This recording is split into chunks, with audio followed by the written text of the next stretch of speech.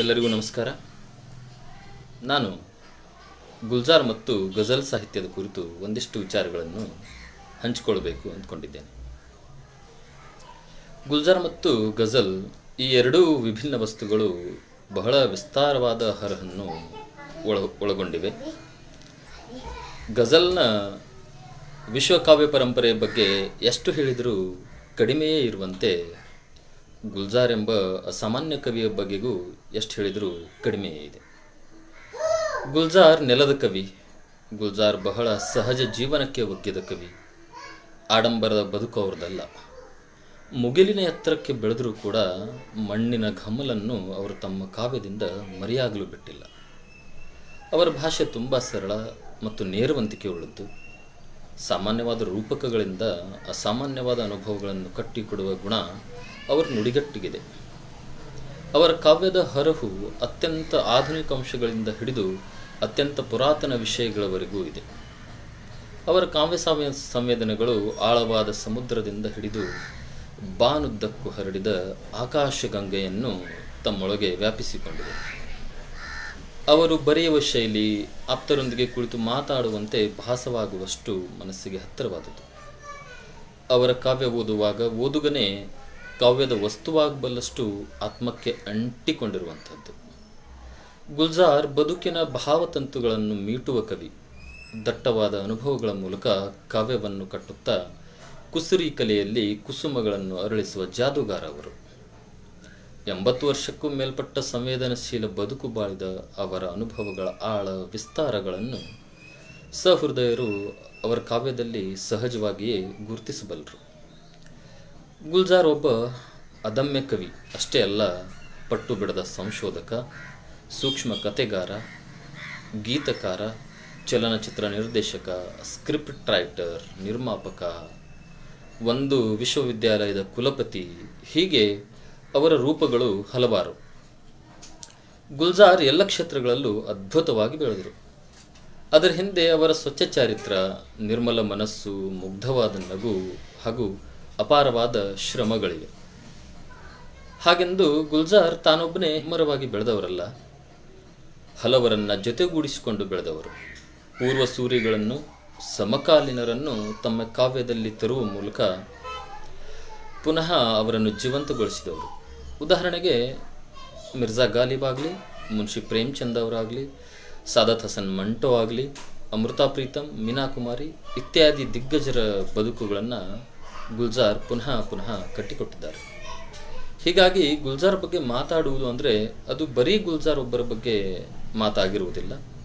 ಅದು ಇಡೀ ಭಾರತೀಯ ಕಾವ್ಯ ಪರಂಪರೆಯ, ಭಾರತೀಯ ಚಲನಚಿತ್ರ ಪರಂಪರೆಯ ಹಾಗೂ ಭಾರತೀಯರ ಜನಸಾಮಾನ್ಯರ ಬದುಕಿನ ಕುರಿತಾದ ವಿವರಗಳನ್ನು ಒಳಗೊಂಡಿರುತ್ತದೆ. ಹೀಗಿರುವಾಗ ನಾನು ನನ್ನ ಮಾತುಗಳನ್ನು 3 ಭಾಗಗಳಾಗಿ ಮಾಡಿಕೊಳ್ಳುವುದು ವಿಷಯದ ಸ್ಪಷ್ಟತೆಗೆ ಅನುಕೂಲ ಅಂದುಕೊಂಡಿದ್ದೇನೆ. ಮೊದಲು ಗುಲ್ಜಾರ್ ಅವರ ಬದುಕು. 1ನೇ ಭಾಗದಲ್ಲಿ ಗುಲ್ಜಾರ್ ಅವರ ಬದುಕು ನೋಡಿದರೆ, 2ನೇ ಹಂತದಲ್ಲಿ ಗುಲ್ಜಾರ್ ಅವರು ಗಜಲ್ ಕ್ಷೇತ್ರಕ್ಕೆ ಕೊಟ್ಟ ಕೊಡುಗೆಯ ಬಗ್ಗೆ ನಾವು ನೋಡೋಣ. ಅದಾದ ನಂತರ ಗುಲ್ಜಾರ್ ಅವರು 3ನೇ ಭಾಗದಲ್ಲಿ ಗುಲ್ಜಾರ್ ಅವರ ಗಜಲ್ಗಳಲ್ಲಿರುವಂತಹ ವಸ್ತು ವೈವಿಧ್ಯವನ್ನು ಕುರಿತು ನಾವು ನೋಡೋಣ. ಈ 3 ಆಯಾಮದ ನೋಟದ ಮೂಲಕ ನಾವು ಗುಲ್ಜಾರ್ ಅವರ ಬಗೆಗಿನ ಸಮಗ್ರ ಮಾಹಿತಿಯನ್ನು ಹೆಚ್ಚಿನ ಪ್ರಮಾಣದಲ್ಲಿ ಪಡೆಯಬಹುದು ಅಂದ್ಕೊಂಡಿದ್ದೇನೆ. ಗುಲ್ಜಾರ್ ಈ ಶಬ್ದದ ಅರ್ಥ ಅರಳಿದ ನಳನಳಿಸುವ ಹೂದೋಟ ಅಂತ. ಗುಲ್ಜಾರ್ ಎಂಬುದು ಅವರ ತಖಲ್ಲುಸ್. ಅವರ ನಿಜ ನಾಮ ಸಂಪೂರ್ಣ ಸಿಂಗ್. ಅವರು ಹುಟ್ಟಿದ್ದು ದೀನಾ ಎಂಬಲ್ಲಿ. ಅದು ಅಂದು ಬ್ರಿಟಿಷ್ ಇಂಡಿಯಾದ ಝೇಲಂ ಜಿಲ್ಲೆಯಲ್ಲಿತ್ತು. ಇಂದು ಅದು ಪಾಕಿಸ್ತಾನದಲ್ಲಿದೆ. ಗುಲ್ಜಾರ್ ಅವರ ಜನ್ಮ 18 ಆಗಸ್ಟ್ 1934ರಂದು ಸಿಖ್ ಪರಿವಾರದಲ್ಲಿ ಜನಿಸಿದವರವರು. ಸಿಖ್ ಪರಿವಾರದ ಸಂಪ್ರದಾಯಗಳೊಂದಿಗೆ ಬೆಳೆದ ಅವರ ಮೇಲೆ ಸಹಬಾಳ್ವೆ, ಸಮಾನತೆ ಪ್ರಭಾವ ಬೀರಿದವು. ಬರವಣಿಗೆಗೆ ಬೇಕಾಗುವ ಕಚ್ಚಾ ವಸ್ತು ಅದಾಗಲೇ ಅವರಲ್ಲಿ ಮನಸ್ಸಿನಲ್ಲಿ ಒಟ್ಟುಗೊಳ್ತಾ ಇತ್ತು. ಬ್ರಿಟಿಷರ ದಬ್ಬಾಳಿಕೆಗಳನ್ನು, ಅತ್ಯಾಚಾರಗಳನ್ನು ಕಣ್ಣಾರೆ ಕಂಡವರು ಅವರು. ಹೀಗಾಗಿ ಆ ಬಾಲ್ಯ ಬಹಳಷ್ಟು ಕಟು ಅನುಭವಗಳನ್ನು ಪಡೆದ ಬಾಲ್ಯ ಅವರದು. ಅವರು ಹರಿಯಕ್ಕೆ ಬರೋ ಹೊತ್ತಿಗಾಗಲೇ ದೇಶ ಸ್ವಾತಂತ್ರ್ಯವನ್ನು ಪಡೆದುಕೊಂಡಿತ್ತು. ಆದರೆ ಸ್ವತಂತ್ರದ ನಂತರ ದೇಶ ವಿಭಜನೆಯಾಗಿ ಒಂದು ದೊಡ್ಡ ದುರಂತವನ್ನು ಕೂಡ ಅವರು ಕಂಡರು. ಹೀಗಾಗಿ ಆ ದಟ್ಟ ಅನುಭವಗಳು ಗುಲ್ಜಾರ್ ಅವರ ಇಡೀ ಸಾಹಿತ್ಯ ಪರಂಪರೆಯುದ್ದಕ್ಕೂ ಹರಡಿಕೊಂಡಿದ್ದರೋದನ್ನು ನಾವು ಗಮನಿಸ್ತೀವಿ. ದೇಶ ವಿಭಜನೆ ನಂತರ ಸಂಪೂರ್ಣ ಸಿಂಗ್ ಅವರ ಪರಿವಾರ ಪಾಕಿಸ್ತಾನದಿಂದ ಭಾರತಕ್ಕೆ ಬಂದು ಅಮೃತ್ಸರದಲ್ಲಿ ನೆಲೆಸಿತು. ಆದರೆ ಗುಲ್ಜಾರ್ ಅಮೃತ್ಸರದಲ್ಲಿ ಉಳಿಯದೇನೆ ದಿಲ್ಲಿಗೆ ಬಂದರು. ದಿಲ್ಲಿಗೆ ಬಂದವರು ಅಲ್ಲಿ ಮೊದಲೊಂದು ಗ್ಯಾರೇಜ್ನಲ್ಲಿ ಮೆಕ್ಯಾನಿಕ್ ಆಗಿ ಕೆಲಸಕ್ಕೆ ಸೇರಿದರು. ಬಿಡುವಿನ ವೇಳೆಯಲ್ಲಿ ಓದು ಅವರನ್ನು ಆವಾಹಿಸಿಕೊಂಡಿತು. ಬಹುಶಃ ಅದೇ ಹೊತ್ತಲ್ಲಿ ಗಾಲಿಬ್ ಅವರ ಮೈಯಲ್ಲಿ ಸೇರಿಕೊಂಡಿದ್ದು. ಗಾಲಿಬ್ನ ಮನೆ ಇರುವ ಗಲಿ ಕಾಶಿಂ ಜಾನ್, ಆ ಪ್ರದೇಶದಲ್ಲಿ ಅವರ ಅಲೆದಾಟ ಓಡಾಟ ಶುರುವಾಯಿತು. ಆ ಕಾಲದಲ್ಲಿ ಗಾಲಿಬ್ ಸೇರಿದಂತೆ ರೇಖ್ತಾದ ಹಲವಾರು ಮಹತ್ವದ ಕವಿಗಳನ್ನು ಗುಲ್ಜಾರ್ ಬಿಡುವಿಲ್ಲದೆ ಓದ್ಕೊಂಡ್ರು. ಅವರ ಕಾವ್ಯಾನುಭವ ಸಮೃದ್ಧವಾಯಿತು, ಬರಹ ರೂಢಿಯಾಯಿತು. ಆದರೆ ತಂದೆಗೆ ಮಗನ ಬದುಕಿನ ಬಗ್ಗೆ ಬಹಳಷ್ಟು ಕಾಳಜಿ ಇತ್ತು. ತನ್ನ ಮಗ ಓದು ಬರಹ ಅಂದ್ಕೊಂಡು ಇದ್ಕೊಂಡ್ರೆ ಕೈಯಲ್ಲಿ ಯಾವ ಕೆಲಸವನ್ನು ಮಾಡದೇನೆ ಇರೋ ಕೆಲಸವನ್ನು ಕೂಡ ಕಳ್ಕೊಂಡು ಬಿಡ್ತಾನೆ ಎಂಬ ಭಯದಿಂದ ಅವರು ಒಂದ್ಸಲ, ನೋಡಪ್ಪ, ನೀನು ಬರಹಗಾರ ಅಂದರೆ ನೀನು ಜೀವನವಿಡೀ ನಿನ್ನ ಅಣ್ಣ ತಮ್ಮಂದ್ರ ಮೇಲೆ ಅವಲಂಬಿಸಬೇಕಾಗ್ತದೆ. ನೀನು ಬರವಣಿಗೆಯನ್ನು ಬಿಟ್ಟುಬಿಟ್ಟು ಚೆನ್ನಾಗಿ ದುಡಿಯುವುದನ್ನು ಕಲ್ತ್ಕೋ ಅಂತ ಗದರಿಸಿದರು. ಆದರೆ ಬರೆಯುವ ತುಡಿತ ಹಾಗೂ ಕಾವ್ಯದ ಓದು ಆಸಕ್ತಿ, ಸೆಳೆತ ಅವರನ್ನು, ಆಮೇಲೆ ಬೆಳ್ಳಿ ಪರದೆಯ ಒಂದು ಆಕರ್ಷಣೆ ಅವರನ್ನು ದಿಲ್ಲಿಯಿಂದ ಮುಂಬೈಗೆ ಕರೆದುಕೊಂಡು ಬಂತು. ಮುಂಬೈ ಸೇರಿದ ಸಂಪೂರ್ಣ ಸಿಂಗ್ ಅಂದರೆ ಗುಲ್ಜಾರ್ ಅವರು ಗುಲ್ಜಾರ್ ದಿನ್ವಿ ಎಂಬ ತಖಲ್ಲುಸಿನಿಂದ ಪ್ರಾರಂಭದಲ್ಲಿ ಬರೆಯತೊಡಗಿದರು. ಅಂದು ತಂದೆಯ ಬೈಗಳು ತಿಂದ ಆ ಹುಡುಗ ಸಂಪೂರ್ಣ ಸಿಂಗ್ ಇವತ್ತು ನಮ್ಮ ದೇಶದ ಪ್ರಮುಖ ಕವಿಗಳಲ್ಲಿ ಒಬ್ಬರಾಗಿ ಇದ್ದಾರೆ. ಗುಲ್ಜಾರ್ ಅವರ ಪ್ರಮುಖ ಕಾವ್ಯ ಭಾಷೆ ಉರ್ದು. ಆದರೆ ಅವರು ಹಿಂದಿ, ಪಂಜಾಬಿ, ಬ್ರಜ್ ಭಾಷಾ, ಖಡಿಬೋಲಿ, ಹರಿಯಾಣವಿ, ಮಾರ್ವಾಡಿ ಭಾಷೆಗಳಲ್ಲಿ ಕೂಡ ಕಾವ್ಯ ರಚಿಸಿದರು. ಮುಂಬೈ ಸೇರಿದ ಮೊದಲ ದಿನಗಳಲ್ಲಿ ಅವರು ವಿಮಲ್ ರಾಯ್ ಹಾಗೂ ಋಷಿಕೇಶ್ ಮುಖರ್ಜಿ ಅವರಿಗೆ ಸಹಾಯಕರಾಗಿ ಕೆಲಸ ಮಾಡಿದರು. ಸಾಮಾಜಿಕ ಕಳಕಳಿಯ ಈ ನಿರ್ದೇಶಕರ ಸಹವಾಸ ದೊರಕಿದ್ದು ಅವರಲ್ಲಿ ಸಮಾಜಮುಖಿ ವಿಚಾರಗಳನ್ನು ವೃದ್ಧಿಸಲಿಕ್ಕೆ ಸಹಕಾರ ಆಯಿತು.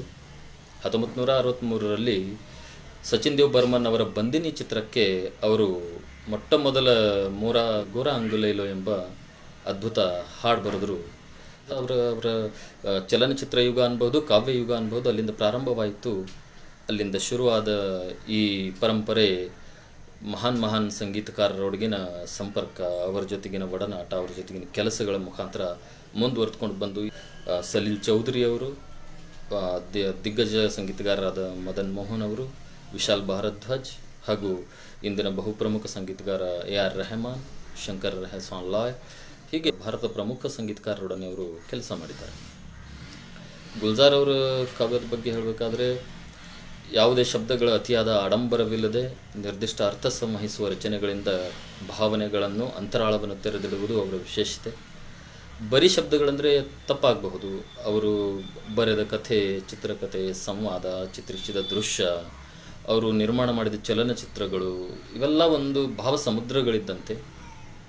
ಬಹುಶಃ ನಮ್ಮ ಪರಂಪರೆಯ ಕವಿಗಳಿಗೆಲ್ಲ ಒಂದು ಕಲ್ಪನೆ ಇದೆ ನಮ್ಮ ತಲೆಯಲ್ಲಿ, ನಾವು ಗಜಲ್ ಬರೆಯುವಾಗ ಬೇರೆ ಭಾಷೆ ಪದಗಳನ್ನು ಬಳಸಬೇಕು, ಹಾಕಬೇಕು, ಅದರಿಂದ ಕಾವ್ಯ ಸಮೃದ್ಧವಾಗುತ್ತೆ ಅನ್ನೋ ಒಂದು ಕಲ್ಪನೆ, ಭ್ರಮೆ ಇದೆ. ಆದರೆ ಸ್ವತಃ ಉರ್ದುವಿನ ಕವಿಯಾಗಿದ್ದ ಗುಲ್ಜಾರ್ ಅವರು ಕೂಡ ಉರ್ದು ಭಾಷೆಯಲ್ಲಿ ಬರೆಯುವಾಗ ಕೂಡ ಕ್ಲಿಷ್ಟವಾದ ಪದಗಳನ್ನು ಅವರು ತ್ಯಜಿಸ್ತಾ ಇದ್ದರು. ಸಾಮಾನ್ಯ ಪದಗಳಲ್ಲಿಯೇ ಅಲಂಕಾರವನ್ನು ಹಿಡಿದು ಇಡುವ ಪ್ರಯತ್ನ ಅವರು ಮಾಡಿದರು. ಅದಕ್ಕಾಗಿ ಗುಲ್ಜಾರ್ ಒಂದು ಕಡೆ ಒಂದು ಮಾತನ್ನು ಹೇಳ್ತಾರೆ, ನನ್ನ ಬರವಣಿಗೆ, ನನ್ನ ಕಲಾಕೃತಿ ಸಾಮಾನ್ಯನಲ್ಲಿಯೂ ಸಾಮಾನ್ಯಗೂ ತಿಳಿಯಬೇಕು. ನನ್ನ ಶಬ್ದಗಳು ಅವನ ಭಾವನೆಗಳಾಗಬೇಕು. ಈ ವಿಚಾರ ಒಬ್ಬ ದೊಡ್ಡ ಲೇಖಕನಿಂದ ಕೊನೆಯ ಈಗ ಹೊಸದಾಗಿ ಕಲಿಯುತ್ತಿರೋ ಲೇಖಕನಿಗೂ ಕೂಡ ಈ ವಿಚಾರ ಆತ್ಮಸಾತವಾಗಲೇಬೇಕು. ಯಾಕಂದರೆ ನಾವು ಕ್ಲಿಷ್ಟವಾಗಿ ಬರೆಯೋದು ಬಹಳ ಬುದ್ಧಿವಂತಿಕೆ ಅಲ್ಲ, ನಾವು ಸರಳವಾಗಿ ಬರೆಯೋದು, ಸಾಮಾನ್ಯನಿಗೂ ತಿಳಿಯೋ ಹಾಗೆ ಬರೆಯೋದು ಬಹಳ ಮುಖ್ಯವಾಗುತ್ತದೆ ಎಂಬ ಮಾತು ಮಹತ್ವದ್ದು. ಅದಾದ ನಂತರ ಗುಲ್ಜಾರ್ ದೂರದರ್ಶನದಲ್ಲಿ ಬರುತ್ತಿದ್ದ ಹಲವಾರು ಕಾರ್ಯಕ್ರಮಗಳಿಗೆ ಹಾಗೂ ಮಕ್ಕಳಿಗೆಂದು ಬರುತ್ತಿದ್ದ ಜಂಗಲ್ ಬುಕ್ ಆಗಲಿ, ಎಲಿಸ್ ಇನ್ ವಂಡರ್ಲ್ಯಾಂಡ್ ಆಗಲಿ, ಪೋಟ್ಲಿ ಬಾಬಾಕಿ ಎಂಬ ಧಾರಾವಾಹಿಗಳಿಗೆ ಸಂಭಾಷಣೆ ಬರೆದರು. ಮುಖ್ಯವಾಗಿ ಅಮನ್ ಕಿ ಆಶಾ ಕಾರ್ಯಕ್ರಮದ ಮೂಲಕ ಭಾರತ ಪಾಕಿಸ್ತಾನದ ಸಂಬಂಧಗಳನ್ನು ಸುಧಾರಿಸುವಲ್ಲಿ ಶ್ರಮಿಸಿದರು. ಮಕ್ಕಳಿಗಾಗಿ ಕಾರ್ ಡೀಟೇಲ್ಸ್ ಸೇರಿದಂತೆ ಹಲವಾರು ಕೇಳು ಪುಸ್ತಕಗಳನ್ನು ರಚಿಸಿದರು. ಅಲ್ಲದೆ ಅಮನ್ ಕಿ ಆಶಾ ಸಲುವಾಗಿ ಧ್ಯೇಯಗೀತೆ ಬರೆದರು. ಜಂಗಲ್ ಬುಕ್ ಸಲುವಾಗಿ ನಮ್ಮ ಬಾಲ್ಯದಲ್ಲಿನ ಫೇವರೇಟ್ ಹಾಡೋದು ಎಲ್ಲರೂ ಕೇಳಿರ್ತೀವಿ ನಾವಿದನ್ನು, ಚಡ್ಡಿ ಪಹನ್ ಕಿ ಫೂಲ್ ಖಿಲಾ ಹೇ ಎಂಬ ಟೈಟಲ್ ಸಾಂಗ್ ಕೂಡ ಅವ್ರು ಬರೆದರು. ಹೀಗೆ ಬಹಳಷ್ಟು ಅಮೂಲ್ಯವಾದಂತಹ ಹಾಗೂ ಅಮರವಾದಂತಹ ಗೀತೆಗಳನ್ನು ರಚಿಸಿದ ಕೀರ್ತಿ ಗುಲ್ಜಾರ್ ಅವರಿಗೆ ಸಲ್ತದೆ. ಅದಾದ ನಂತರ ಗುಲ್ಜಾರ್ ಅವರು ಆಶೀರ್ವಾದ ಅನ್ನುವಂಥದ್ದು, ಆನಂದ್, ಖಾಮೋಶಿ ಅಂತಹ ಹಲವಾರು ಪ್ರಮುಖ ಚಿತ್ರಗಳಿಗೆ ಕಥೆಗಳನ್ನು, ಚಿತ್ರಕಥೆಗಳನ್ನು, ಸಂವಾದಗಳನ್ನು ಬರೆದರು. ಮೇರೆ ಅಪ್ನೆ, ಪರಿಚಯ್, ಕೋಶಿಶ್, ಆಂಧಿ, ಅಂಗೂರ್, ಅಚಾನಕ್, ಲಿಬಾಸ್, ಮಾಸೂಮ್ ಮತ್ತು ಇತ್ತೀಚೆಗೆ ಮಾಚಿಸ್ ಸೇರಿದಂತೆ ಹಲವಾರು ಚಿತ್ರಗಳನ್ನು ನಿರ್ದೇಶಿಸಿದರು. ಕಿರುತೆರೆ ಸಲುವಾಗಿ ಮಿರ್ಜಾ ಗಾಲಿಬ್ ಹಾಗೂ ಮುನ್ಷಿ ಪ್ರೇಮಚಂದ್ರ ಜೀವನಾಧಾರಿತ ಮಾಲಿಕೆಗಳನ್ನು ನಿರ್ಮಿಸಿದರು. ದಿಲ್ ಪಡೋಸಿ ಹೈ, ಸನ್ಸೆಟ್ ಪಾಯಿಂಟ್, ಚಾಂದ್ ಔರ್ ಮೈ, ವಾದಾ, ಇಶ್ಕ್ ಔರ್ ಇಶ್ಕಾ, ಮೈ ಔರ್ ಮೇರಾ ಸಾಯಾ, ಉದಾಸ್ ಪಾನಿ, ವಿಸಾಲ್, कोई बात चले, मरासिम, रात चांद और मैं, अमृता प्रीतम, कबीर, बूढ़े पहाड़ों पर ಎಂಬಂತಹ ಒಂದು 15 ದೃಕ್ಶ್ರಾವ್ಯ ಆಲ್ಬಮ್ಗಳನ್ನು ಕೂಡ ಅವರು ನಿರ್ಮಿಸಿದರು. ಈ ದೃಕ್ಶ್ರಾವ್ಯ ಆಲ್ಬಮ್ಗಳು ಆಲ್ರೆಡಿ ಈಗ ಯೂಟ್ಯೂಬಲ್ಲಿ ಅವೈಲೇಬಲ್ ಇದೆ, ಎಲ್ಲರೂ ಅದನ್ನು ಆಸ್ವಾದಿಸಬಹುದಾಗಿದೆ. ಅದಾದ ನಂತರ ಗುಲ್ಜಾರ್ ಅವರ ಸಮಗ್ರ ಕಾವ್ಯ ಚಾಂದ್ ಪುಖರಾಜ್ ಕಾ ಎಂಬ ಸಂಕಲನದಲ್ಲಿ ಪ್ರಕಟಿಸಲಾಗಿದೆ. ಅದಾದ ನಂತರ ರಾತ್ ಪಶೇಮಾನಿ ಕಿ, 15/5/75 ಎಂಬ ಇನ್ನೊಂದು ಪುಸ್ತಕ. ಈ 3 ಭಾಗಗಳಲ್ಲಿ ಗುಲ್ಜಾರ್ ಅವರ ಸಮಗ್ರ ಕಾವ್ಯ ಪ್ರಕಟವಾಗಿದೆ. ಅವರ ಸಮಗ್ರ ಕಥೆಗಳು ರಾವಿಪಾರ್ ಮತ್ತು ಧುವಾ ಎಂಬ ಸಂಕಲನಗಳಲ್ಲಿ ಸಂಗ್ರಹವಾಗಿವೆ. ಗುಲ್ಜಾರ್ ಅವರು ಸುಮಾರು 150 ಚಿತ್ರಗಳಿಗೆ ಗೀತೆಗಳನ್ನು ರಚಿಸಿದರು ಹಾಗೂ ಆಸ್ಕರ್ ಪ್ರಶಸ್ತಿ ಪಡೆದಂತಹ ಸ್ಲಮ್ ಡಾಗ್ ಮಿಲಿಯನಿಯರ್ ಚಿತ್ರಕ್ಕೆ ಹಾಡು ಬರೆದ ಕೀರ್ತಿ ಕೂಡ ಗುಲ್ಜಾರ್ ಅವರಿಗೆ ಸಲ್ತದೆ. ಗುಲ್ಜಾರ್ ಚಲನಚಿತ್ರದ ರಂಗದಲ್ಲಿ ಕೆಲಸ ಮಾಡ್ತಾ 29 ಸಲ ಫಿಲ್ಮ್ಫೇರ್ ಅವಾರ್ಡನ್ನು ಪಡೆದಿದ್ದಾರೆ, 7 ಸಲ ಬೆಸ್ಟ್ ಲಿರಿಸ್ಟ್ ಅವಾರ್ಡನ್ನು ಪಡೆದಿದ್ದಾರೆ, 3 ಸಲ ರಾಷ್ಟ್ರೀಯ ಚಲನಚಿತ್ರ ಪ್ರಶಸ್ತಿಯನ್ನು ಪಡೆದುಕೊಂಡಿದ್ದಾರೆ. ಅವರಿಗೆ ಗ್ರಾಮಿ ಅವಾರ್ಡ್ ಕೂಡ ಬಂದಿದೆ, ಕೇಂದ್ರ ಸಾಹಿತ್ಯ ಅಕಾಡೆಮಿ ಪ್ರಶಸ್ತಿ ಬಂದಿದೆ, ಪದ್ಮಭೂಷಣ ಬಂದಿದೆ, ರಾಷ್ಟ್ರೀಯ ಏಕತಾ ಪ್ರಶಸ್ತಿ ಬಂದಿದೆ. ಇವೆಲ್ಲಕ್ಕಿಂತ ಮಿಗಿಲಾಗಿ ಅವರಿಗೆ ದಾದಾ ಸಾಹೇಬ್ ಫಾಲ್ಕೆ ಪುರಸ್ಕಾರ ಕೂಡ ಲಭಿಸಿದೆ. 2013ರಿಂದ ಅಸ್ಸಾಂನಲ್ಲಿಯ ಸೆಂಟ್ರಲ್ ಯೂನಿವರ್ಸಿಟಿಗೆ ಅವರು ಕುಲಪತಿಗಳಾಗಿ ಕೂಡ ಸೇವೆಯನ್ನು ಸಲ್ಲಿಸ್ತಿದ್ದಾರೆ. ಇಷ್ಟೊಂದು ದೀರ್ಘವಾದಂತಹ ಅನುಭವ, ಇಷ್ಟೊಂದು ಸುದೀರ್ಘವಾದಂತಹ ಬದುಕು ಹಾಗೂ ಬದುಕಿನದ್ದತ್ತು ಗಾಢವಾದಂತಹ ಸಂವೇದನೆಗಳನ್ನು ಹೊಂದಿದ ಗುಲ್ಜಾರ್ ಅವರು ನಮ್ಮೆಲ್ಲರಿಗೂ ಅಮೂಲ್ಯವಾದಂತಹ ಹಲವಾರು ಗಜಲ್ಗಳನ್ನು ನೀಡಿದ್ದಾರೆ. ಯಾವಾಗಲೂ ತುಂಬ ವಿನಮ್ರತೆಯಿಂದ ಮಾತಾಡುವ ಗುಲ್ಜಾರ್ ಅವರು ಒಂದು ಮಾತು ಹೇಳ್ತಿರ್ತಾರೆ. ಅವರು ಸಂಗೀತ ನಮ್ಮ ಜೀವನದಲ್ಲಿ ಹಾಸುಹೊಕ್ಕಾಗಿದೆ. ದಿನನಿತ್ಯದ ಕಾರ್ಯಗಳಲ್ಲಿ ಬೆರೆತು ಹೋಗಿರುವ ಸಂಗೀತ ನಮ್ಮ ಜನಜೀವನದಲ್ಲಿ ಕೂಡ ಪ್ರಮುಖ ಪಾತ್ರ ವಹಿಸುತ್ತದೆ.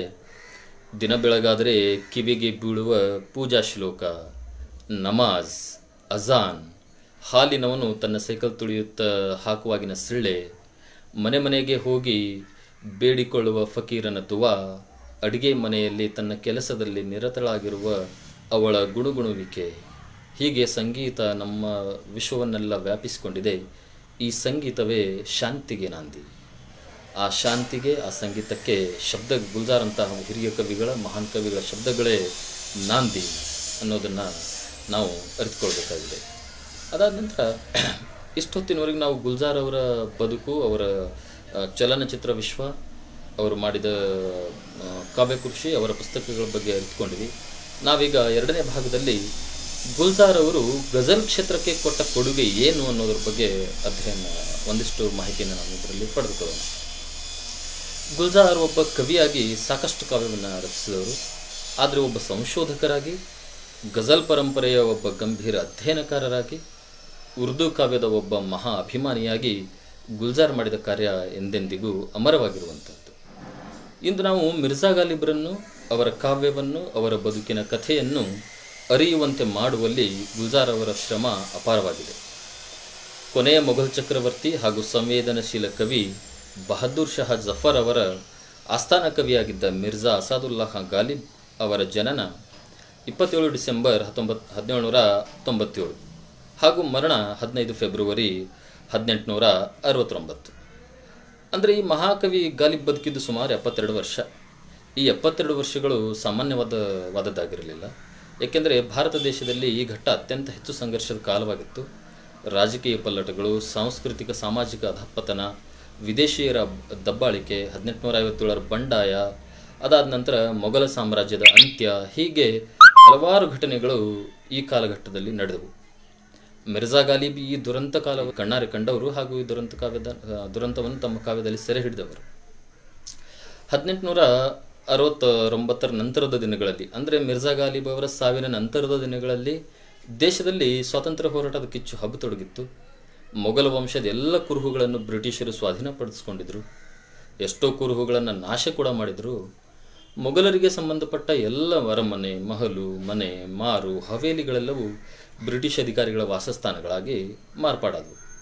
ಇಂಥದ್ರಲ್ಲಿ ಮಹಾಕವಿ ಮಿರ್ಜಾ ಗಾಲಿಬ್ ದಿಲ್ಲಿಯಲ್ಲಿ ವಾಸ ಮಾಡೋ ಮನೆಯನ್ನು ಸಾಬೂತಾಗಿ ಉಳಿಸ್ಕೊಳ್ಳೋದು ಕೂಡ ಸವಾಲಿನ ಕೆಲಸವಾಗಿತ್ತು. ಗಾಲಿಬನಿಗೆ ಉಡುಗೊರೆಯಾಗಿ ಆ ಮನೆಯನ್ನು ನೀಡಿದಂಥ ಒಬ್ಬ ಹಕೀಮ, ಅವರ ಅಭಿಮಾನಿ, ಕಾವ್ಯದ ಅಭಿಮಾನಿ ಹಕೀಮ ಅಂದರೆ ವೈದ್ಯ, ಆಗಿನ ಕಾಲದ ಬಹಳ ಫೇಮಸ್ ವೈದ್ಯ, ಅವರು ಉಡುಗೊರೆಯಾಗಿ ಕೊಟ್ಟಂಥ ಆ ಮನೆ ಗಾಲಿಬ್ನ ನಂತರ ಕೂಡ ಅವರೇ ಅದನ್ನು ಸುರಕ್ಷಿತವಾಗಿ ಉಳಿಸ್ಕೊಂಡ್ರು.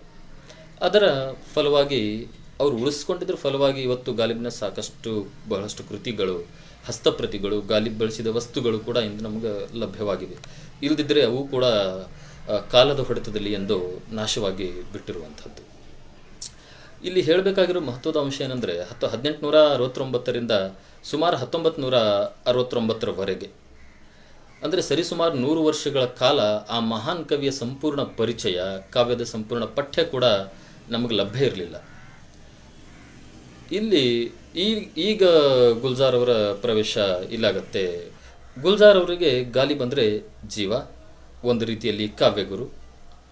ಗಾಲಿಬ್ರ ಬದುಕನ್ನು ಕಟ್ಟಿಕೊಡುವ ಸಲುವಾಗಿ ಗುಲ್ಜಾರ್ ಬಹಳ ಗಂಭೀರವಾಗಿ ತೊಡ್ಕೊಂಡ್ರು. ಹಲವಾರು ವರ್ಷಗಳ ಕಾಲ ದಿಲ್ಲಿ, ಲಖನೌ, ಕಲ್ಕತ್ತಾ ಸೇರಿದಂತೆ ಗುಲ್ಜಾರ್ ಎಲ್ಲೆಲ್ಲಿ ಸಂಚರಿಸಿದ್ರಲ್ಲೆಲ್ಲ ಓಡಾಡಿದರು.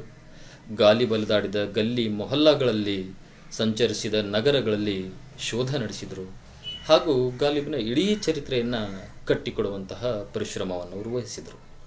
ಅವರ ಶೋಧದ ಫಲವಾಗಿಯೇ ಇವತ್ತು ಗಾಲಿಬ್ ಬರೆದ ಹಲವಾರು ಪತ್ರಗಳು ನಮಗೆ ಉಪಲಬ್ಧವಾಗಿವೆ. ಗಜಲ್ನ ಹಸ್ತಪ್ರತಿಗಳು ಸಿಕ್ಕಿವೆ. ಅಲ್ಲದೆ ದಿವಾನೆ ಗಾಲಿಬ್ ಎಂಬ ಕೃತಿಯನ್ನು ಕೂಡ ಗುಲ್ಜಾರ್ ಹೊಸದಾಗಿ ಪರಿಷ್ಕರಣೆ ಮಾಡಿದ್ದಾರೆ. ಈ ಎಲ್ಲ ಸಿಕ್ಕ ಮಾಹಿತಿಗಳನ್ನು ಆಧರಿಸಿ ಮಿರ್ಜಾ ಗಾಲಿಬ್ ಅವರ ಬದುಕಿನ ಹಾಗೂ ಕಾವ್ಯದ ಅನಾವರಣ ಮಾಡುವ ಪ್ರಕ್ರಿಯೆಯು ಅಷ್ಟೇ ಮಹತ್ವದ್ದಾಗಿತ್ತು. ಆದ್ದರಿಂದ ಗುಲ್ಜಾರ್ ಅವರು 1988ರಲ್ಲಿ ಮಿರ್ಜಾ ಗಾಲಿಬ್ ಅವರ ಕುರಿತು ಒಂದು ಟಿವಿ ಸೀರಿಯಲನ್ನು ನಿರ್ಮಿಸಿದರು. ಇದಕ್ಕೂ ಮೊದಲು ಅಂದರೆ 1954ರಲ್ಲಿ ಮಿರ್ಜಾ ಗಾಲಿಬ್ ಅವರ ಬಗ್ಗೆ ಭಾರತ್ ಭೂಷಣ್ ಅವರ ಭೂಮಿಕೆಯಲ್ಲಿ ಚಲನಚಿತ್ರ ಒಂದು ಬಂದಿತ್ತು. ಆದರೆ ಅದು ಗಾಲಿಬ್ನ ಸಂಪೂರ್ಣ ಬದುಕನ್ನು ಒಳಗೊಂಡಿರಲಿಲ್ಲ. ಏಕೆಂದರೆ ಆಗಿನ ಕಾಲದಲ್ಲಿ ಗಾಲಿಬ್ ಅವರ ಬಗ್ಗೆ ಇಷ್ಟೊಂದು ದೀರ್ಘವಾದ ಸಂಶೋಧನೆ ಆಗಿರಲಿಲ್ಲ. ಗುಲ್ಜಾರ್ ಅವರು ಇಷ್ಟೊಂದು ದೀರ್ಘವಾದ ಸಂಶೋಧನೆ ನಡೆಸಿ 1988ರಲ್ಲಿ ಬಹಳ ಮಾರ್ಮಿಕವಾದಂತಹ ಒಂದು ಟಿವಿ ಸೀರಿಯಲನ್ನು ನಿರ್ಮಿಸಿದರು. ಈ ಸೀರಿಯಲ್ಗೆ ಜಗಜಿತ್ ಸಿಂಗ್ ಮತ್ತು ಚಿತ್ರಾ ಸಿಂಗ್ ಅವರ ಹಾಡುಗಾರಿಕೆ ಮತ್ತು ಕಂಪೋಸಿಷನ್, ಸಂಗೀತ ಸಂಯೋಜನೆ ಲಭಿಸಿತು. ಈ ಮೂಲಕ ಗಾಲಿಬ್ನ ಮಹತ್ವದ ಗಜಲ್ಗಳು ಮತ್ತೊಂದು ಸಲ, ಮೊದಲು ಕೂಡ ಗಾಲಿಬ್ನ ಗಜಲ್ಗಳು ಆ ಫಿಲ್ಮ್ನಲ್ಲಿ ಬಳಕೆಯಾಗಿತ್ತು. ಆದರೆ ಈ ಸೀರಿಯಲ್ನಲ್ಲಿ ಅವುಗಳಿಗೆ ಹೊಸ ರೂಪ ಲಭಿಸಿತು, ಹೊಸ ಟಚ್ ಲಭಿಸಿತು. ಆಧುನಿಕ ಸಂಗೀತ ಪರಿಕರಗಳೊಡನೆ ಗಾಲಿಬ್ನ ಗಜಲ್ಗಳು ಮೇಳೈಸಿದವು. ಈ ಸಂದರ್ಭದಲ್ಲಿ ಗಾಲಿಬ್ನ ಗಜಲ್ ಮನೆ ಮನೆಗೆ, ಜನಮನಕ್ಕೆ ತಲುಪುವಲ್ಲೂ ಬಹಳ ದೊಡ್ಡ ಪಾತ್ರ ಜಗಜೀತ್ ಅವ್ರದ್ದಾಗಲಿ, ಚಿತ್ರಾ ಅವ್ರದ್ದಾಗಲಿ ಹಾಗೂ ಗುಲ್ಜಾರ್ ಅವ್ರದ್ದಾಗಲಿ ಇದನ್ನು ಸ್ಮರಿಸಲೇಬೇಕಾಗುತ್ತೆ. ಈ ಗಾಲಿಬ್ನ ಹೊಸ ರೂಪ ಜನರಿಗೆ ಬಹಳ ಇಷ್ಟ ಆಯಿತು. ಇದರಲ್ಲಿ ನಸೀರುದ್ದೀನ್ ಶಹಾ ಅವರು ಗಾಲಿಬ್ನ ಪಾತ್ರಕ್ಕೆ ಜೀವ ತುಂಬಿದರು. ಮುಂದೆ ಜನರು ನಸೀರುದ್ದೀನ್ ಶಹಾ ಅವರನ್ನೇ ಗಾಲಿಬ್ ಎಂದು ಸಂಬೋಧಿಸತೊಡಗಿದರು. ಉದಾಹರಣೆಗೆ ನಮ್ಮಲ್ಲಿ ಶಶಿನಾಥ್ ಶರೀಫ್ ಅವರ ಹಾಡುಗಳನ್ನು ನಮ್ಮ ಶ್ರೀ ಅಶ್ವಥ್ ಅವರು ಹಾಡಿದಾಗ ಅವರ ಶ್ರೀ ಅಶ್ವಥ್ ಅವರ ಧ್ವನಿಯನ್ನೇ ಶರೀಫರ ಹಾಡಿದ ಧ್ವನಿ ಅಂದ್ಕೊಂಡವರು ಬಹಳ ಜನ ಇದ್ದಾರೆ. ಆ ಥರದ ಉದಾಹರಣೆ ಇಲ್ಲಿ ಕೂಡ ಆಯಿತು. ನಸೀರುದ್ದೀನ್ ಶಹಾ ಅವರೇ ಗಾಲಿಬ್ ಅವರು ಇದ್ದಿರಬಹುದು ಅಂತ ಜನ ಭಾವಿಸತೊಡಗಿದ್ರು. ಈ ಥರದ ಅಭಿನಯವನ್ನು ನಸೀರುದ್ದೀನ್ ಶಹಾ ಮಾಡಿದರು. ಹಾಗೂ ಅವ್ರ ಬದುಕನ್ನು ಗುಲ್ಜಾರ್ ಅಷ್ಟು ದೊಡ್ಡ ಪ್ರಮಾಣದಲ್ಲಿ, ಅಷ್ಟು ವಿಸ್ತೃತವಾಗಿ, ಅಷ್ಟು ಸೂಕ್ಷ್ಮವಾಗಿ ಕಟ್ಟಿಕೊಟ್ಟಿದ್ರು. ಅದಾದ ನಂತರ ಆ ಮಾಲಿಕೆಯ ನಂತರ ಗುಲ್ಜಾರ್ ಅವರು ಅಷ್ಟಕ್ಕೆ ಸುಮ್ಮನೆ ಕೂಡದೇನೆ ಗಾಲಿಬ್ ಅವರ ಮೇಲಿನ ಭಕ್ತಿಯಿಂದಾಗಿ, ಅವರ ಮೇಲೆ ಶ್ರದ್ಧೆಯಿಂದಾಗಿ ಗಾಲಿಬರ ಪತ್ರಗಳನ್ನು ಇಟ್ಕೊಂಡೆ ಅವರ ಪತ್ರಗಳನ್ನು ಯಾರ್ಯಾರಿಗೆ ಬರೆದ್ರು, ಆ ಪತ್ರಗಳು ಏನೇನು ಹೇಳ್ತಾ ಇದೆ ಅನ್ನೋದನ್ನು ವಿಶ್ಲೇಷಿಸಿ ಆ ಪತ್ರಗಳನ್ನು ಇಟ್ಕೊಂಡೆ, ಆ ಪತ್ರಗಳನ್ನು ಆಧರಿಸಿ ತೆರಾ ಬಯಾನ್ ಗಾಲಿಬ್ ಎಂಬಂತಹ 3 ಎಪಿಸೋಡ್ಗಳ ವಿಡಿಯೋಗಳನ್ನು ಅವರು ನಿರ್ಮಿಸಿದರು. ಇದರಲ್ಲಿ ಗುಲ್ಜಾರ್ ಗಾಲಿಬ್ನ ಪತ್ರಗಳ ಮೂಲಕ ಗಾಲಿಬ್ ಅವರ ಬದುಕನ್ನು ಜಗತ್ತಿನರಿಗೆ ಎದುರಿಗೆ ತೆರೆದಿಟ್ಟರು. ಹೀಗೆ ಗುಲ್ಜಾರ್ ಗಾಲಿಬ್ನ ಪುನರ್ಜನ್ಮಕ್ಕೆ ಕಾರಣರಾದರು ಅಂತ ಹೇಳ್ಬೋದು. ಇಂದು ನಾವು ಓದುವ, ನೋಡುವ, ಕೇಳುವ ಗಾಲಿಬ್ನನ್ನು ನಮಗೆ ದೊರಕಿಸಿಕೊಟ್ಟದ್ದು ಗುಲ್ಜಾರ್ ಅಂದರೆ ಅತಿಶಯೋಕ್ತಿ ಏನಲ್ಲ. ಒಂದು ವೇಳೆ ಗುಲ್ಜಾರ್ ಈ ಕ್ಷೇತ್ರದಲ್ಲಿ ಕೆಲಸ ಮಾಡಿರದೇ ಇದ್ದರೆ ಗಾಲಿಬ್ ಇನ್ನೂ ಕೂಡ ಬಹಳಷ್ಟು ದೂರದಲ್ಲಿ ಇರ್ತಿದ್ರು. ನಮಗೆ ಅವರ ಬಹಳಷ್ಟು ಕಾವ್ಯ ನಮ್ಮ ಕಣ್ಣಿಂದ ಮರೆಯಾಗಿರ್ತಿತ್ತು ಅನ್ನೋ ಸತ್ಯವನ್ನು ನಾವು ಅರಿಯಲೇಬೇಕು. ಅದಾದ ನಂತರ ಗುಲ್ಜಾರ್ ಮಾಡಿದ ಇನ್ನೊಂದು ಗಜಲ್ ಕ್ಷೇತ್ರಕ್ಕೆ ಕೊಟ್ಟ ಇನ್ನೊಂದು ಮಹತ್ವದ ಕೊಡುಗೆ ಏನಂದರೆ ಗುಲ್ಜಾರ್ ಹಾಗೂ ಜಗಜೀತ್ ಸಿಂಗರ ಜೋಡಿ. ಗುಲ್ಜಾರ್ ಹಾಗೂ ಜಗಜೀತ್ ಸಿಂಗ್ ಅವರು ಗಜಲ್ ಕ್ಷೇತ್ರಕ್ಕೆ ಒಂದು ಮಾಂತ್ರಿಕ ಸ್ಪರ್ಶವನ್ನು ನೀಡಿದರು. ಹಳೆಯ ಸಂಗೀತ ಪರಿಕರಗಳನ್ನು ತೆಗೆದುಹಾಕಿ ಹೊಸ ಸಂಗೀತ ಪರಿಕರಗಳನ್ನು ಅಳವಡಿಸಿದರು. ಹೊಸ ರಾಗ ಸಂಯೋಜನೆಗಳ ಮೂಲಕ ಜಗಜೀತ್ ಗುಲ್ಜಾರ್ ಅವರ ಗಜಲ್ಗಳಿಗೆ ಒಂದು ಮೇರು ಸ್ಪರ್ಶವನ್ನು ನೀಡಿದರು. ಈ ಮೂಲಕ ಅದೆಲ್ಲ ಕೂಡ ಒಂದು ವಜ್ರ ಅಮೂಲ್ಯವಾಯಿತು ಅಂತ ಹೇಳಬಹುದು. ಗುಲ್ಜಾರ್ ಈ ಮೊದಲೇ ಹಲವಾರು ಚಲನಚಿತ್ರಗಳಲ್ಲಿ ಹಲವಾರು ಹಿಟ್ ಗಜಲ್ಗಳನ್ನು ನೀಡಿದರು. ಆದರೆ ಫಿಲ್ಮ್ ಗಜಲ್ನ ಶೈಲಿಯೇ ಬೇರೆ ಮತ್ತು ಗಜಲ್ ಗಾಯಕರು ಪ್ರಸ್ತುತಪಡಿಸುವ ಗಜಲ್ಗಳ ಶೈಲಿಯೇ ಬೇರೆ. 1978ರಲ್ಲಿ ಜಗಜೀತ್ ಗಜಲ್ ಯಾನವನ್ನು ಪ್ರಾರಂಭಿಸಿದರು. ಗುಲ್ಜಾರ್ ಮತ್ತು ಜಗಜೀತ್ ಜೊತೆಯಾಗಿದ್ದು ಸೇರಿ ಕೆಲಸ ಮಾಡಿದ್ದು 1988ರಲ್ಲಿ. ಅದು ಮಿರ್ಜಾ ಗಾಲಿಬ್ ಸೀರಿಯಲ್ ನಿರ್ಮಾಣದ ಸಮಯದಲ್ಲಿ. ಅಲ್ಲಿಂದ ಮುಂದೆ ಈ ಮೈತ್ರಿ ಭಾರತೀಯ ಗಜಲ್ ಕ್ಷೇತ್ರಕ್ಕೆ ಮರೆಯಲಾರದ ಕೊಡುಗೆ ನೀಡಿತು. ಅವರು ಮುಖ್ಯವಾಗಿ ಮರಾಸಿಮ್ ಎನ್ನುವಂತಹ ಒಂದು ಅದ್ಭುತ ಆಲ್ಬಮನ್ನು ತಯಾರು ಮಾಡಿದರು. ಅದಾದ ನಂತರ ಕೊಯ್ ಬಾತ್ ಚಲೆ ಎಂಬ ಆಲ್ಬಮನ್ನು ಮಾಡಿದರು. ಹೀಗೆ ಅಲ್ಲಿಂದ ಶುರುವಾದಂತಹ 1988ರಿಂದ ಶುರುವಾದಂತಹ ಈ ಪರಂಪರೆ ಜಗಜೀತ್ ಸಿಂಗ್ ಅವರ ಮರಣದವರೆಗೆ ನಿರಂತರವಾಗಿ ಕೆಲಸವನ್ನು ಜಗಜೀತ್ ಸಿಂಗ್ ಮತ್ತು ಗುಲ್ಜಾರ್ ಜೊತೆಯಾಗಿ ಮಾಡಿಕೊಂಡು ಬಂದರು. ಈ ಇಬ್ಬರು ಗಜಲ್ ದಿಗ್ಗಜರು ಮಾಡಿದಂತಹ ಕಾರ್ಯಗಳು ಇಂದು ಇಡೀ ದೇಶದ ಸಂಗೀತ ಪ್ರೇಮಿಗಳಿಗೆ ರಸೋದೌತಣವನ್ನು ಉಣಿಸ್ತಾ ಇವೆ. ಈ ಎಲ್ಲ ನಿಟ್ಟಿನಲ್ಲಿ ನೋಡೋದಾದರೆ ಗುಲ್ಜಾರ್ ಸರಿಸುಮಾರು ಅರ್ಧ ಶತಮಾನಕ್ಕೂ ಹೆಚ್ಚು ಕಾಲ ಭಾರತೀಯ ಗಜಲ್ ವಿಶ್ವವನ್ನು ಸಮೃದ್ಧಗೊಳಿಸಿದ ಕವಿ ಅಂತಾನೆ ಧೈರ್ಯದಿಂದ ಹೇಳಬಹುದು. ಈ ಕಾರಣಕ್ಕಾಗಿ ಗುಲ್ಜಾರ್ ಭಾರತೀಯ ಗಜಲ್ ಕ್ಷೇತ್ರಕ್ಕೆ ನೀಡಿದ ಕೊಡುಗೆ ಅನುಪಮ ಹಾಗೂ ಅನನ್ಯವಾದದ್ದು. ಅವರನ್ನು ಎಂದಿಗೂ ಕೂಡ ಭಾರತೀಯ ಗಜಲ್ ಪರಂಪರೆ ಮರೆಯುವುದು ಸಾಧ್ಯವೇ ಇಲ್ಲ. ಗುಲ್ಜಾರ್ ತಮ್ಮ ಇನ್ನು 3ನೇ ವಿಷಯಕ್ಕೆ ಬಂದರೆ ಗುಲ್ಜಾರ್ ಅವರ ಕಾವ್ಯ ವಸ್ತು, ಗುಲ್ಜಾರ್ ಅವರ ಗಜಲ್ನಲ್ಲಿ ಹಿಡಿದಿಡತಕ್ಕಂಥ ಸಂವೇದನೆಗಳು ಯಾವುದು, ಗುಲ್ಜಾರ್ ಅವರು ರಚಿಸಿದ ಕಾವ್ಯಗಳು ಗಜಲ್ಗಳು ಏನನ್ನು ಮಾತಾಡುತ್ತವೆ, ಅವುಗಳ ಪರಿಣಾಮ ಏನಿದೆ ಅನ್ನೋದನ್ನು ಅರಿತುಕೊಳ್ಳೋದು. ಒಂದಿಷ್ಟು ಶೇರ್ಗಳನ್ನು ನಾನಿಲ್ಲಿ ಹೇಳ್ತಾ ಅವರ ಅರ್ಥಗಳನ್ನು ಕೂಡ ಸ್ಪಷ್ಟಪಡಿಸಬೇಕು ಅಂದ್ಕೊಂಡಿದ್ದೇನೆ. ಗುಲ್ಜಾರ್ ತಮ್ಮ ಕಾವ್ಯದಲ್ಲಿ ಬದುಕಿನ ಹಲವಾರು ಮಗ್ಗುಲುಗಳನ್ನು ಅನಾವರಣಗೊಳಿಸಿದ್ದಾರೆ. ಮಾನವ ಜೀವನದ ಎಲ್ಲ ಸಂವೇದನೆಗಳನ್ನು ಒಳಗೊಳ್ಳುವ ಅವರ ಕಾವ್ಯ ವಿಶ್ವಮಟ್ಟದ್ದು. ಆದಿಯಿಂದ ಆಧುನಿಕತೆವರೆಗಿನ ಎಲ್ಲ ವಿಷಯಾಂಶಗಳನ್ನು ನಾವು ಗುಲ್ಜಾರ್ ಅವರ ಕಾವ್ಯದಲ್ಲಿ ಕಾಣಬಹುದು. ಗುಲ್ಜಾರ್ ಅಪಾರ ಪ್ರಮಾಣದ ಸಾಹಿತ್ಯ ಸೃಷ್ಟಿ ಮಾಡಿದ್ದಾರೆ, ಅಮೂಲ್ಯ ಗಜಲ್ಗಳನ್ನು ರಚಿಸಿದ್ದಾರೆ. ಆ ಅಮರ ಗಜಲ್ಗಳೊಂದಿಗೆ ಅದರ ಅಮರವಾಗಿರ್ತಕ್ಕಂಥ ಗಜಲ್ಗಳೊಳಗಿಂದ ಕೆಲವು 5 ಶೇರ್ಗಳನ್ನು ನಾನಿಲ್ಲಿ ಉಲ್ಲೇಖಿಸ್ತೇನೆ. ಮೊದಲು ಬದುಕಿನ ಕುರಿತಾಗಿ ಮಾತಾಡೋದಾದರೆ, ಬದುಕು ಎಂದಿಗೂ ಕೂಡ ವಿಸ್ಮಯವೇ. ಆ ಬದುಕು ಎಲ್ಲಿ ಆರಂಭ ಎಲ್ಲಿ ಅಂತ್ಯ ಯಾವುದೊಂದು ನಮ್ಗೆ ಗೊತ್ತಿರೋದಿಲ್ಲ. ಈ ಬದುಕಿನ ಕುರಿತಾಗಿ ಗುಲ್ಜಾರ್ ಏನನ್ನು ಬರೆದಿದ್ದಾರೆ, ಅವರು ಏನು ಹೇಳಿ ಪ್ರಯತ್ನ ಮಾಡ್ತಾ ಇದ್ದಾರೆ ಅಂತ ಕೆಳಗಿನ ಶೇರ್ಗಳ ಮುಖಾಂತರ ನಾವು ನೋಡೋಣ. इतना कुछ क्यों सिखा रही हो जिंदगी, हमें कौन से सदियां गुजारनी है यहाँ. ಇದರ ಅರ್ಥ, ಇಷ್ಟೆಲ್ಲವನ್ನು ಏಕೆ ಕಲಿಸಿಕೊಡುತ್ತಿರುವೆ ಬದುಕೆ, ನಾನೇನು ಇಲ್ಲಿ ಯುಗಗಳವರೆಗೆ ಬದುಕಲು ಬಂದಿಲ್ಲ ಅಂತ ಬದುಕಿನ ಬಗ್ಗೆ ಹೇಳ್ತಾರೆ. ಬಹುತ್ ಛಾಲೆ ಹೇ ಉಸ್ಕೆ ಪೈರೋ ಮೇ, ಬಹುತ್ ಛಾಲೆ ಹೇ ಉಸ್ಕೆ ಪೈರೋ ಮೇ, ಕಂಬಖ್ತ್ ಉಸೂಲೋ ಪರ್ ಚಲಾ ಹೋಗ. ಅವನ ಕಾಲಲ್ಲಿ ಬಹಳಷ್ಟು ಗಾಯಗಳಿವೆ, ಅವನ ಕಾಲಲ್ಲಿ ಬಹಳಷ್ಟು ಗಾಯಗಳಿವೆ. ಬಹುಶಃ ಆದರ್ಶಗಳ ಮೇಲೆ ನಡೆದಿದ್ದಾನೆ. तकलीफ खुद की कम हो गई, तकलीफ खुद की कम हो गई जब अपनों से उम्मीदें कम हो गई. ನಮ್ಮವರ ಮೇಲಿನ ಅಪೇಕ್ಷೆಗಳು ಕಡಿಮೆಯಾದ ಕೂಡಲೇ ನೋವುಗಳು ತಾನಾಗಿಯೇ ಕಡಿಮೆಯಾದವು. मैंने मौत को देखा नहीं पर शायद बहुत खूबसूरत होगी, मैंने मौत को देखा नहीं पर शायद बहुत खूबसूरत होगी. कमबख्त जो भी उससे मिलता है ಜೀನಾ ಹಿ ಛೋಡ್ ದೇತಾ ಹೈ. ನಾನು ಸಾವನ್ನು ಕಂಡಿಲ್ಲ, ಬಹುಶಃ ಬಹಳ ಸುಂದರವಾಗಿರಬಹುದು. ಏಕೆಂದರೆ ಅದರ ದರ್ಶನ ಪಡೆದವರೆಲ್ಲರೂ ಬದುಕುವುದನ್ನೇ ಮರೆತು ಬಿಡುತ್ತಾರೆ. ದರ್ದ್ ಹಲ್ಕಾ ಹೈ ಸಾಸ್ ಭಾರಿ ಹೈ, ದರ್ದ್ ಹಲ್ಕಾ ಹೈ ಸಾಸ್ ಭಾರಿ ಹೈ, ಜಿಯೇ ಜಾನೆ ಕಿ ರಸ್ಮ್ ಜಾರಿ ಹೈ. ಸಣ್ಣಗೆ ನೋವಿದೆ, ಉಸಿರು ಭಾರವಾಗುತ್ತಿದೆ, ಸಣ್ಣಗೆ ನೋವಿದೆ, ಉಸಿರು ಭಾರವಾಗುತ್ತಿದೆ. ಬದುಕುವ ಪರಂಪರೆಯನ್ನು ಹೀಗೆ ನಿಭಾಯಿಸಲಾಗುತ್ತಿದೆ. जिंदगी क्या है जानने के लिए जिंदा रहना बहुत ज़रूरी है, जिंदगी क्या है जानने के लिए जिंदा रहना बहुत ज़रूरी है, लेकिन आज तक कोई भी रहा तो नहीं. ಬದುಕು ಏನೆಂಬುದು ಅರಿತುಕೊಳ್ಳಲು ಬದುಕುವುದು ಬಹಳ ಮುಖ್ಯ. ಬದುಕು ಏನೆಂಬುದು ಅರಿತುಕೊಳ್ಳಲು ಬದುಕುವುದು ಬಹಳ ಮುಖ್ಯ. ಆದರೆ ಇಲ್ಲಿ ಯಾರೂ ಕೂಡ ಬದುಕಿ ಉಳಿದೇ ಇಲ್ಲ. उठाए फिरते थे एहसान जिस्म का जान पर, उठाए फिरते थे एहसान जिस्म का जान पर, चले जहान से तो ये परिधान उतार चले. ದೇಹದ ಉಪಕಾರವನ್ನು ಜೀವದ ಮೇಲೆ ಹೊತ್ತು ತಿರುಗುತ್ತಿದ್ದೆ, ದೇಹದ ಉಪಕಾರವನ್ನು ಜೀವದ ಮೇಲೆ ಹೊತ್ತು ತಿರುಗುತ್ತಿದ್ದೆ. ಜಗದಿಂದ ನಿರ್ಗಮಿಸುವಾಗ ಈ ವೇಷವನ್ನು ಕಳಚಿ ಹೊರಟೆ.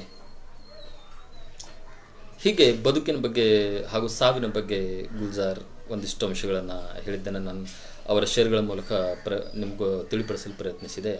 ಅದಾದ ನಂತರ ಗುಲ್ಜಾರ್ ತಮ್ಮ ಸುದೀರ್ಘವಾದಂತಹ ಬದುಕಿನುದ್ದಕ್ಕೂ ಹಲವಾರು ರೀತಿಯ ಜನರನ್ನು ಕಂಡಿದ್ದಾರೆ, ಮನುಷ್ಯರೊಂದಿಗೆ ಒಡನಾಟ ಕೈಗೊಂಡಿದ್ದಾರೆ. ಅವರು ಮನುಷ್ಯ ಸ್ವಭಾವದ ಬಗ್ಗೆ ಅವರಿಗೆ ಬಹಳ ಚೆನ್ನಾಗಿ ಗೊತ್ತಿದೆ. ಮನುಷ್ಯನ ಸೂಕ್ಷ್ಮ ವಿಷಯಗಳು, ಸೂಕ್ಷ್ಮತೆಗಳ ಬಗ್ಗೆ ಕೂಡ ಅವ್ರಿಗೆ ಗೊತ್ತು. ಮನುಷ್ಯ ಸಂಬಂಧಗಳ ನಾಜೂಕತೆ, ಮನುಷ್ಯ ಸಂಬಂಧಗಳ ಶಿಥಿಲತೆ ಹಾಗೂ ಸದೃಢಗಳು ಬಗ್ಗೆ ಇದೆಲ್ಲವನ್ನು ಅವರು ಚೆನ್ನಾಗಿ ಬಲ್ಲವರು. ಈ ಬಗ್ಗೆ ಅವರು ತಮ್ಮ ಕಾವ್ಯದಲ್ಲಿ ಕಟ್ಟಿಕೊಟ್ಟಿರುವ ಕೆಲವು ಶೇರ್ಗಳನ್ನು ನಾನಿಲ್ಲಿ ಹೇಳಲಿಕ್ಕೆ ಪ್ರಯತ್ನ ಪಡ್ತಿದ್ದೀನಿ. ಸಫಲ್ ರಿಶ್ತೋं के यही उसूल है, सफल रिश्तों के यही उसूल है, भूल जाइए जो बातें फिजूल है. ಒಂದು ಸಂಬಂಧವನ್ನು ಉಳಿಸ್ಕೋಬೇಕಾದ್ರೆ ಏನೇನು ಮಾಡಬೇಕು ಅನ್ನೋದ್ರ ಬಗ್ಗೆ ಇಲ್ಲಿ ಹೇಳಿದ್ದಾರೆ ಅವರು. ಸಂಬಂಧಗಳು ಸಫಲವಾಗಿರಬೇಕಾದ್ರೆ ನಿಯಮವಿದೆ, ಸಂಬಂಧಗಳು ಸಫಲವಾಗಬೇಕಾದ್ರೆ ನಿಯಮವಿದೆ. ಅನಾವಶ್ಯಕವಾದ ವಿಷಯಗಳನ್ನು ಮರೆತು ಬಿಡಿ. ವಕ್ತ್ ರಹತಾ ನಹಿ ಕಹೀ ಟಿಕ್ ಕರ್, ವಕ್ತ್ ರಹತಾ ನಹಿ ಕಹೀ ಟಿಕ್ ಕರ್, ಇಸ್ಕಿ ಆದತ್ ಭಿ ಆದಮಿ ಸಿ ಹೈ. ಸಮಯ ಎಲ್ಲಿಯೂ ಸ್ಥಿರವಾಗಿ ನಿಲ್ಲುವುದಿಲ್ಲ, ಸಮಯ ಎಲ್ಲಿಯೂ ಸ್ಥಿರವಾಗಿ ನಿಲ್ಲುವುದಿಲ್ಲ. ಇದರ ಸ್ವಭಾವವು ಮನುಷ್ಯರಂತೆಯೇ ಇದೆ. बचपन में भरी दोपहरी में ना पाते थे पूरा मोहल्ला, बचपन में भरी दोपहरी में ना पाते थे पूरा मोहल्ला, जब से डिग्रियां समझ आई है पाँव जलने लगे हैं. ಇದು ನೋಡ್ರಿ ಎಷ್ಟು ಮಹತ್ವದ ಶೇರಿದು. ನಾವು ಚಿಕ್ಕವರಿದ್ದಾಗ ಬರಿಗಾಲಲ್ಲಿ ಊರು ಕೇರಿ ಎಲ್ಲ ಸುತ್ತಾಡ್ತಿದ್ವಿ. ನಮ್ಮ ಕಾಲು ಬಿಸಿಲಿನ ಮುಖಾಂತರ, ಬಿಸಿಯ ಮುಖಾಂತರ ನಮ್ಮ ಕಾಲು ಸುಡುತ್ತಿರೋ ಅನುಭವ ಆಗ್ತಾನೆ ಇರಲಿಲ್ಲ. ಆದರೆ ಯಾವ ಹೊತ್ತಲ್ಲಿ ನಮಗೆ ಡಿಗ್ರಿಗಳು, ಸೆಲ್ಸಿಯಸ್ಗಳು, ಫ್ಯಾರೆನ್ಹೀಟ್ಗಳು ಅಂತ ಹೀಟ್ ಅಳೆಯುವ ಪರಿಮಾಣಗಳು ಅರ್ಥ ಆಗಿದೆ, ಆಗಿನಿಂದ ನೋಡ್ರಿ ಏನು ಹೇಳ್ತಾರೆ ಅವರು, ಜಬ್ಸೆ ಡಿಗ್ರಿಯಾ ಸಮಜ್ ಮೇ ಆಯಿ ಹೇ. ಆಗಿನಿಂದ ಯಾವಾಗಿದೆಲ್ಲ ಅರ್ಥ ಆಯಿತು, ಆಗಿನಿಂದ ಕಾಲುಗಳು ಸುಡಲಾರಂಭಿಸಿವೆ. ಡಿಗ್ರಿ ತಿಳಿದುಕೊಂಡ ನಂತರ ಕಾಲುಗಳು ಸುಡುತ್ತಿವೆ. ಸುನಾ ಹೈ ಕಾಫಿ पढ़ लिख गए हो तुम, सुना है काफ़ी पढ़ लिख गए हो तुम, कभी तो वो पढ़ो जो हम कह नहीं पाते. ಬಹಳ ಓದು ಬರಹ ಕಲಿತುಕೊಂಡಿದ್ದೀಯಾ ನೀನು, ಬಹಳ ಓದು ಬರಹ ಕಲಿತುಕೊಂಡಿದ್ದೀಯಾ ನೀನು, ನಾನು ಹೇಳದೇ ಇರುವುದನ್ನು ತಿಳಿದುಕೊಳ್ಳಲು ಯತ್ನಿಸು ಅಂತ ಒಂದು ಶೇರ್ನಲ್ಲಿ ಹೇಳ್ತಾರೆ ಅವರು. ಅಪ್ನಾ ಮೆಹವರ್ ಬದಲ್ ಚುಕಿ ಥಿ ಜಮೀನ್, ಅಪ್ನಾ ಮೆಹವರ್ बदल चुकी थी ज़मीन, हम जो खला से लौट कर आए ನಾನು ಅಂತರಾಳದಿಂದ ಮರಳಿ ಬರುವಷ್ಟರಲ್ಲಿ ಭೂಮಿ ತನ್ನ ಸ್ವರೂಪವನ್ನೇ ಬದಲಿಸಿತ್ತು. ಆದತನ್ ತುಮ್ನೆ ಕರ್ ದಿಯೇ ವಾದೆ ಆದತನ್ ಹಮ್ನೆ ಭಿ ಐತಬಾರ್ ಕಿಯಾ. ಈ ಶೇರ್ನಲ್ಲಿ ನೋಡ್ರಿ, ನೀನು ನಿನ್ನ ರೂಢಿಯಂತೆಯೇ ಮತ್ತೆ ಆಣೆ ಮಾಡಿದೆ, ನಾನು ನನ್ನ ಸ್ವಭಾವದಂತೆಯೇ ಮತ್ತೆ ನಿನ್ನ ನಂಬಿದೆ ಅಂತ ಹೇಳ್ತಾರೆ. अपने साये पे पाँव रखता हूँ छाँव छालों को नर्म लगती है. ನನ್ನ ನೆರಳಿನ ಮೇಲೆ ಕಾಲಿಟ್ಟು ನಿಲ್ಲುತ್ತೇನೆ, ಪಾದದ ಗಾಯಗಳಿಗೆ ಸ್ವಲ್ಪ ಹಿತವೆನಿಸುತ್ತದೆ. बताऊं कैसे वो बहता दरिया क्या है, वो आ रहा था या जा रहा था कुछ पता नहीं. ನದಿಯ ಪ್ರವಾಹದ ಬಗ್ಗೆ ಹೇಳ್ತಾರೆ ಅವರು. ಆದರೆ ಇಲ್ಲಿ ಮನುಷ್ಯ ಸ್ವಭಾವದ ಬಗ್ಗೆ ಕೂಡ ನಾವು ಅರ್ಥ ಮಾಡ್ಕೊಳ್ಬೇಕು. ಹೇಗೆ ಹೇಳಲಿ ಆ ಹರಿಯುವ ನದಿಯ ಕುರಿತು, ಅದು ಬರುತ್ತಿತ್ತೋ ಹೋಗುತ್ತಿತ್ತೋ ಒಂದು ಗೊತ್ತಾಗಲಿಲ್ಲ. ಮಹತ್ವದ ಗಜಲ್ನ ಒಂದು 3 ಶೇರ್ಗಳನ್ನು ನಾನು ಇಲ್ಲಿ ಹೇಳ್ತೀನಿ. ಇದು ಬಹಳ ಸರಳವಾದ ಭಾಷೆಯಲ್ಲಿದೆ, ಬಹುಶಃ ಅರ್ಥವಾಗುತ್ತೆ, ಅರ್ಥ ಹೇಳೋ ಅವಶ್ಯಕತೆ ಇಲ್ಲ ಅಂತ ಅನ್ಸುತ್ತೆ. हाथ छूटे भी तो रिश्ते छूटा नहीं करते, वक्त की शाख से लम्हे तोड़ा नहीं करते. लग के साहिल से जो बहता है उसे बहने दो, ऐसे दरिया का रुख नहीं मोड़ा करते. जिसकी निगाहों में सिलवट हो चेहरे पे सिकन, ऐसी तस्वीर के टुकड़े नहीं जोड़ा करते. ಈ 3 ಶೇರ್ಗಳನ್ನು ನಾವು ಅರ್ಥ ಮಾಡ್ಕೊಂಡ್ರೆ ಗುಲ್ಜಾರ್ ಅವರ ಕಾವ್ಯಕ್ಕಿರೋ ಶಕ್ತಿ ಅಂಥದ್ದು ಅನ್ನೋದನ್ನು ನಾವು ಸಹಜವಾಗಿ ಅರ್ಥಕೊಳ್ಬಹುದು. ಇನ್ನು ಗಜಲ್ನ ಜೀವ ಅಂದ್ರೇ ಪ್ರೀತಿ ಮತ್ತು ಪ್ರೇಮ, ವಿರಹದ ಭಾವಗಳು. ವಿಶ್ವದ ಎಲ್ಲ ಗಜಲ್ ಕವಿಗಳು ಈ ವಿಷಯದ ಕುರಿತು ಖಂಡಿತವಾಗಿಯೂ ಗಜಲ್ಗಳನ್ನು ರಚಿಸಿದ್ದಾರೆ. ಗುಲ್ಜಾರ್ ಕೂಡ ಪ್ರೀತಿ, ಪ್ರೇಮ, ವಿರಹದ ಕುರಿತು ಹಲವಾರು ಗಜಲ್ಗಳನ್ನು ಬರೆದಿದ್ದಾರೆ. ಅವುಗಳಲ್ಲಿಯೇ ಬಹುತೇಕ ಗಜಲ್ಗಳನ್ನು ನಾವು ಚಲನಚಿತ್ರದಲ್ಲಿ ಹಾಡುಗಳಲ್ಲಿ ಕೇಳಿರ್ತೇವೆ. ಅವನ್ನು ಹೊರತುಪಡಿಸಿ ಕೆಲವು ಸುಪ್ರಸಿದ್ಧ ಗಜಲ್ಗಳಲ್ಲಿ ಇರುವಂತಹ ವಿರಹ ಮತ್ತು ಪ್ರೀತಿಗೆ ಸಂಬಂಧಿಸಿದ ಕೆಲವೊಂದು ಶೇರ್ಗಳನ್ನು ನಾನಿಲ್ಲಿ ಉಲ್ಲೇಖಿಸ್ತೇನೆ. आपके बाद हर घड़ी हमने आपके साथ ही गुजारी है, ನೀನು ಹೋದ ಮೇಲೆ ಪ್ರತಿ ಕ್ಷಣವನ್ನು ನಾನು ನಿನ್ನೊಂದಿಗೆಯೇ ಕಳೆದಿದ್ದೇನೆ. शाम से आँख में नमी सी है, आज फिर आपकी कमी सी है. ಸಂಜೆಯಿಂದ ಕಣ್ಣಲ್ಲಿ ಹನಿ ಆಡಿದೆ, ಇಂದು ಮತ್ತೆ ನಿನ್ನ ವಿರಹ ಕಾಡಿದೆ. दिन कुछ ऐसे गुजारता है कोई जैसे एहसान उतारता है कोई. आईना देख कर तसल्ली हुई हमको इस घर में जानता है कोई. ಈ ಕೆಳಗಿನ ಶೇರ್ನ ಅರ್ಥ ನೋಡಿ. ಕನ್ನಡಿಯನ್ನು ನೋಡಿದಾಗ ಸ್ವಲ್ಪ ಸಮಾಧಾನವಾಯಿತು. ಈ ಮನೆಯಲ್ಲಿ ಒಬ್ಬರಾದರೂ ನನ್ನನ್ನು ಗುರುತಿಸುತ್ತಾರೆ. ಎಲ್ಲ ಗಜಲ್ ಕವಿಗಳು ಗಜಲ್ನಲ್ಲಿ ಮೈಖಾನಾ, ಸಾಕಿ, ಶರಾಬ್ ಇಂಥ ಪದಗಳು ಕಾಣಸಿಗುತ್ತವೆ. ಆದರೆ ಎಲ್ಲ ಕವಿಗಳು ಈ ಪದಗಳನ್ನು ಬಳಸುವ ರೀತಿ ಬೇರೆ ಬೇರೆ ಇರುತ್ತೆ. ಈ ಪದಗಳ ವಿಶಿಷ್ಟ ಅರ್ಥಗಳನ್ನು ಆವಾಹಿಸುವ ಸಲುವಾಗಿ ಅವರು ಬರಿತಾ ಇರ್ತಾರೆ. ಇಲ್ಲಿ ಒಂದು ಶೇರನ್ನು ನಾನು ಸಾಕಿ ಅಂತ ಪದ ಬಳಸಿರೋ ಒಂದು ಶೇರನ್ನು ಗುಲ್ಜಾರ್ ಅವ್ರದ್ದು ಹೇಳ್ತೀನಿ. ಇಲ್ಲಿ ಸಾಕಿ ಪದ ಬಳಸಿದ ರೀತಿ ಸಾಮಾನ್ಯ ಸಹೃದಯರನ್ನು ಹಿಡಿದುಕೊಂಡು, ಸಾಮಾನ್ಯ ಓದುಗನನ್ನು ಹಿಡ್ಕೊಂಡು ಗಂಭೀರ ಕವಿಗಳವರೆಗೆ ಎಲ್ಲರನ್ನು ಕೂಡ ಚಿಂತನೆಗೀಡು ಮಾಡುವಂಥದ್ದು. ಹವಾಕೆ ಸಿಂಗ್ನ ಪಕಡೋ ಖದೇಡ್ ದೇತಿ ಹೈ, ಇದು ಮತ್ಲಾದ್ ಸಾಲಿದು. ಹವಾಕೆ ಸಿಂಗ್ನ ಪಕಡೋ ಖದೇಡ್ ದೇತಿ ಹೈ, ಜಮೀನ್ ಸೆ ಪೇಡೋಂ ಕೆ ತಿನ್ಕೆ ಉಧೇಡ್ ದೇತಿ ಹೈ, ಇದು ಮತ್ಲ. ಮುಂದಿನ ಶೇರನ್ನು ನೋಡು. ಜಮೀನ್ ಸೆ दूसरा कोई साकी कहाँ होगा.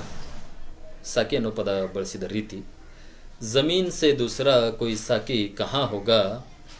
जरा सी बीज उठा ले तो पेड़ देती है. ಭೂಮಿಗಿಂತ ಮಿಗಿಲಾದ ಸಾಕಿ ಇನ್ನೊಬ್ಬಳು ಇಲ್ಲ. ಭೂಮಿಗಿಂತ ಮಿಗಿಲಾದ ಸಾಕಿ ಇನ್ನೊಬ್ಬಳು ಇಲ್ಲ. ಬೀಜವನ್ನು ಹುದುಗಿಸಿಕೊಂಡು ಮರವನ್ನು ಕೊಡುತ್ತಾಳೆ ಅಂತ ಸಾಕಿಯನ್ನು ಯಾವ ಅರ್ಥದಲ್ಲಿ ಬಳಸಿದ್ದಾರೆ ಅಂತ ನಾವು ಗಮನಿಸಬೇಕು. ಗುಲ್ಜಾರ್ ಅವರು ನಿಸರ್ಗದ ಸುತ್ತ ಬರೆಯುವಂತಹ ಕವಿ. ಅವರ ಪ್ರತಿಯೊಂದು ಗಜಲ್ನಲ್ಲಿ ಒಂದಲ್ಲ ಒಂದು ಶೇರ್ ನಿಸರ್ಗಕ್ಕೆ ಸಂಬಂಧಿಸಿದ್ದೇ ಇರುತ್ತದೆ. ಅವರ ಕಾವ್ಯದ ಭಾಷೆಯಲ್ಲಿ ನಿಸರ್ಗದ ನಿಕಟತೆಯನ್ನು ನಾವು ಅನುಭವಿಸ್ತೀವಿ. ನೀರು, ನದಿ, ಕೆರೆ, ಗಾಳಿ, ಮುಗಿಲು, ನೆಲ, ಮಳೆ, ಬಿಸಿಲು, ಚಳಿ, ಋತುಗಳು, ಕಾಮನಬಿಲ್ಲು, ಮಂಜು, ತಾರೆ, ಹಗಲು, ಇರುಳು, ಚಂದ್ರ, ಹೀಗೆ ಎಲ್ಲವನ್ನು ಕೂಡ ಅನಂತ ವಿಷಯಗಳನ್ನು ಕೂಡ ಗಜಲ್ ಕಾವ್ಯದಲ್ಲಿ ಗುಲ್ಜಾರ್ ತರ್ತಾರೆ. ಗುಲ್ಜಾರ್ ಅವರು ಬರೆದ ಪ್ರತಿಯೊಂದು ಗಜಲ್ ಕೂಡ ಒಂದು ಗಜಲ್ನಲ್ಲಿ ಒಂದಾದರೂ ಶೇರ್ ಇದರ ಬಗ್ಗೆ ಇದ್ದೇ ಇರುತ್ತೆ, ಓದುಗರು ಗಮನಿಸಬಹುದು. ನಾನು ಮಳೆ ಕುರಿತಾಗಿ ಬರೆದಂಥ ಒಂದು ಮಹತ್ವದ ಶೇರನ್ನು ನಾನು ಇಲ್ಲಿ ಉಲ್ಲೇಖಿಸ್ತೇನೆ. कुछ लोगों ने रंग लूट लिए शहर में इसके. कुछ लोगों ने रंग लूट लिए शहर में इसके. जंगल से जो निकली थी बहुत रंगीन थी बारिश. कुछ लोगों ने रंग लूट लिए इसके. जंगल से जो निकली थी बहुत रंगीन थी बारिश. ನಗರದ ಕೆಲವೊಂದು ಜನರು ಇದರ ಬಣ್ಣವನ್ನು ಲೂಟಿ ಮಾಡಿದ್ದಾರೆ. ನಗರದ ಕೆಲವು ಜನರು ಇದರ ಬಣ್ಣವನ್ನು ಲೂಟಿ ಮಾಡಿದ್ದಾರೆ. ಮಳೆ ಕಾಡಿನಿಂದ ನಗರಕ್ಕೆ ಬರುವಾಗ ಮೈತುಂಬ ಬಣ್ಣ ತುಂಬಿಕೊಂಡಿತ್ತು. रोई है किसी छत पे अकेले में ही घुटकर. रोई है किसी छत पे अकेले में ही घुटकर. उतरी जो लबों पर तो वो नमकीन थी बारिश. ಯಾವುದೋ ಮಾಳಿಗೆ ಮೇಲೆ ಒಂಟಿಯಾಗಿ ಅತ್ತಿದೆ ಬಿಕ್ಕಿದೆ. ಯಾವುದೋ ಮಾಳಿಗೆ ಮೇಲೆ ಒಂಟಿಯಾಗಿ ಅತ್ತಿದೆ ಬಿಕ್ಕಿದೆ. ಕಣ್ಣಿಂದ ಇಳಿದು ತುಟಿಗೆ ಬಂದಾಗ ಉಪ್ಪುಪ್ಪಾಗಿದೆ ಮಳೆ. ಆ ಕಣ್ಣೀರಿನ ರುಚಿ ಬಗ್ಗೆ ಬರೀತಾರೆ. ಮಳೆ ಯಾವ ಥರ ಆಗಿದೆ, ಉಪ್ಪಾಗಿದೆ ಅನ್ನೋ ಥರ ಬರೀತಾರೆ ಗುಲ್ಜಾರ್ ಅವರು ಇದರಲ್ಲಿ. ಹೀಗೆ ಬಹಳ ಸೂಕ್ಷ್ಮವಾದ ವಿಷಯಗಳನ್ನು ನಿಸರ್ಗದೊಂದಿಗೆ ಮೇಳೈಸಿ ಬರೆಯುವ ಕವಿ, ಅದಮ್ಯ ಕವಿ ಗುಲ್ಜಾರ್ ಅವರು. ಇಂದಿನ ಆಧುನಿಕ ಯುಗ ಮಾಡಿರುವ ಅನುಕೂಲತೆ ಎಷ್ಟಿದೆಯೋ ಅಷ್ಟೇ ಅನಾನುಕೂಲತೆ ಕೂಡ ಇದೆ. ಅಪಾರವಾದ ದುರಂತಗಳನ್ನು ಈ ಆಧುನಿಕತೆ ಮಾಡಿದೆ. ಸೌಲಭ್ಯಗಳನ್ನು ಒದಗಿಸಿದು ಒತ್ತಟ್ಟಿಗಿದ್ದರೆ ಸಂಕಟಗಳನ್ನು ಕೊಟ್ಟಿರುವುದು ಕೂಡ ಒತ್ತಟ್ಟಿಗಿದೆ. ಇಂಥ ಎಲ್ಲ ಅವಘಡಗಳನ್ನು ಈ ಕಾಲಮಾನದಲ್ಲಿ ಗುಲ್ಜಾರ್ ಗಮನಿಸಿದ್ದಾರೆ, ಗ್ರಹಿಸಿದ್ದಾರೆ. ಈ ಆಧುನಿಕತೆಯ ಬಗ್ಗೆ ಅವರು ಹಲವಾರು ಶೇರ್ಗಳಲ್ಲಿ ಬರೆದಿದ್ದಾರೆ. ಆಧುನಿಕತೆ ಕುರಿತಂಥ ಒಂದು ಶೇರನ್ನು ನಾನಿಲ್ಲಿ ಉಲ್ಲೇಖಿಸ್ತೇನೆ. बीते रिश्ते तलाश करती है. बीते रिश्ते तलाश करती है. खुशबू गुंचे तलाश करती है. बीते रिश्ते तलाश करती है. खुशबू गुंचे तलाश करती है. ಇದರ ಅರ್ಥ ಕಳೆದ ಸಂಬಂಧಗಳನ್ನು ಹುಡುಕುತ್ತಿದೆ. ಪರಿಮಳ ಮೊಗ್ಗನ್ನು ಹುಡುಕುತ್ತಿದೆ. ಬೂಢಿ ಪಗಡಂಡಿ ಶಹರ್ ಕಿ तरफ आकर. बूढ़ी पगडंडी शहर की तरफ आकर अपने बेटे तलाश करती है.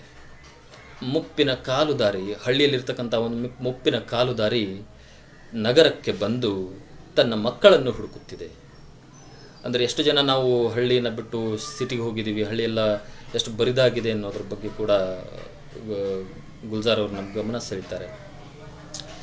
ಹೀಗೆಲ್ಲ ಬರೆಯುವ ಗುಲ್ಜಾರ್ ಒಬ್ಬ ದಣಿಯವರಿಯದ ಕವಿ. ಅವರು ಇಂದಿಗೂ ಕೂಡ ನಿರಂತರವಾಗಿ ಸೃಜನಶೀಲ ಚಟುವಟಿಕೆಗಳಲ್ಲಿ ತೊಡಗಿಕೊಂಡಿದ್ದಾರೆ. ಹಲವಾರು ಯೋಜನೆಗಳಲ್ಲಿ ಕೆಲಸ ಮಾಡುತ್ತಿದ್ದಾರೆ. ಯೂನಿವರ್ಸಿಟಿಯಲ್ಲಿ ಕುಲಪತಿಗಳಾಗಿ ಸೇವೆ ಸಲ್ಲಿಸ್ತಾ ಇದ್ದಾರೆ. ಅವರ ಲೇಖನಿ ಇಂದು ಕೂಡ ನಿರಂತರವಾಗಿ ಅಮೂಲ್ಯವಾದ ಕಾವ್ಯಧಾರೆಯನ್ನು ಹರಿಸುತ್ತಲೇ ಇದೆ. ಗುಲ್ಜಾರ್ ಅವರ ಕಾವ್ಯದ ಬಗ್ಗೆ ಬಹುಶಃ ಎಷ್ಟು ಮಾತಾಡಿದರೂ ಕಡಿಮೆಯೇ ಅಂದ್ಕೊಳ್ತೇನೆ. ಅದೊಂದು ಕಾವ್ಯದ ಸಾಗರ. ಗುಲ್ಜಾರ್ ಒಬ್ಬ ಪ್ರಯೋಗಶೀಲತೆಯನ್ನು ಅಳವಡಿಸಿಕೊಂಡು ಸದಾ ನವೀನತೆಯತ್ತ ತುಡಿಯುವ ಸೃಜನಶೀಲ ಕವಿ. ಈ ದೇಶದ ಬಹುತೇಕ ಸಾಹಿತ್ಯ ಪ್ರೇಮಿಗಳ ಮೇಲೆ, ಸಾಹಿತಿಗಳ ಮೇಲೆ ಗುಲ್ಜಾರ್ ಅವರ ಪ್ರಭಾವ ಖಂಡಿತ ಇದ್ದೇ ಇದೆ.